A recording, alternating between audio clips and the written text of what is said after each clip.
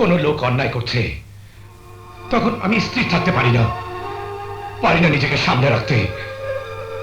তারপরেও আমি তোরে কই বাদশা, তুই যা করতেছস তাতে আমি তোরে বাধা দিব না। আমি ওই ঘাতক গুলারে দেখলে নিজের আমি সামনে রাখতে পারি না। ওই ক্রিমিনালরাই আমার স্ত্রী সন্তানদের গুলি করে মারছে। আমি আইতো বলতে পারি নাই।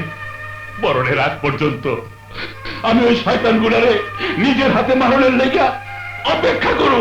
তুমি কিছু ভেবো না রহমত চাচা, তোমার মনে যে দুঃখ, সে দুঃখ আমি যেভাবেই হোক মুছে দেব, ধ্বংস করে দেব এই সমস্ত জানোয়ারদের। বাদশাহ, তুমি? হ্যাঁ বাদশাহ, পাশে দাঁড়িয়ে তোমার সমস্ত কথাগুলো শুনলাম। আমি বুঝতে পেরেছি জীবনের সাথে তুমি যুদ্ধ করে যাচ্ছ। যে অন্তর জ্বালা নিয়ে তুমি জ্বলছ, সেই জ্বালা নিয়ে একটা মানুষ বেঁচে থাকতে পারে না। তারপরও আমি থুকে থুকে বেঁচে আছি। যার জীবনটা গড়ে উঠেছে ফুটপাতে, যে বাদশা মারা যাবার পর কাঁদবার মতো কেউ নেই, তার বেঁচে থাকার চিন্তা করা একটা পাপ।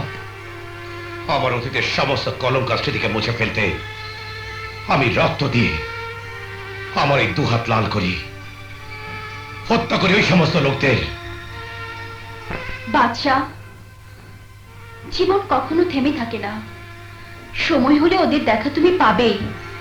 তারপরও বলছি, তোমার শান্তির প্রয়োজন। ওই সমস্ত ক্রিমিনালদের মাথা থেকে ছেড়ে ফেলে দাও, রেস্ট নাও। একটু সুখ আনন্দে জীবনটাকে ভরে তোলো। আমি তো এক পোরখা মানুষ, যেদিকে হাত বাড়াই সবকিছু জ্বলে পুড়ে ছাই হয়ে যায়, নিমেষে অন্ধকার হয়ে যায় সবকিছু। যদি আমি আজ থেকে তোমাকে আলোর পথ দেখাই, তোমাকে ভালোবাসতে শেখাই, যদি তোমার জীবনটাকে আনন্দে ভরে দেই। নীলা, হ্যাঁ, আমি তোমার জীবনটাকে আনন্দে ভরে দেব। ভাই বোনেরা, আমি অন্ধ মানুষ, আমার একটু সাহায্য করে রে বাবা। আমার দিকে চায় দেন, এই গরিবের দিকে নজর দেন রে বাবা। আমি অন্ধ মানুষ রে বাবা। আচ্ছা, অর্ধেক কানা না পুরা কানা? কি যে কর, জনমের কানা। আমার কাছে তো 50 টাকার বাংতি নাই, অহন কি করা যায়? আমার এই বাসনে বাংতি আছে, বাঙাই লয়ে যান বাবা। আচ্ছা আচ্ছা, আপনি যে কত দেন বাবা বুঝাইতে পারুন না।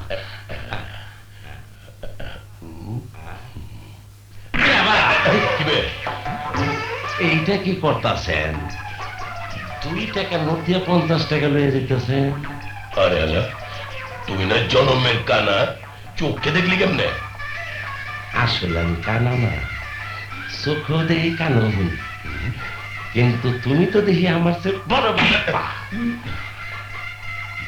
তোরা যখন দুইজনের কাছে দুইজন পইরাই গেছি, তাই আর দেরি করে লাভ কি? আইসা পড়ো, দুইজনে মিলে পার্টনারশিপ, সিটারি বাটপারি, রাজানি, সন্ত্রাসী, খুন, মারা সব শুরু করে দেয়।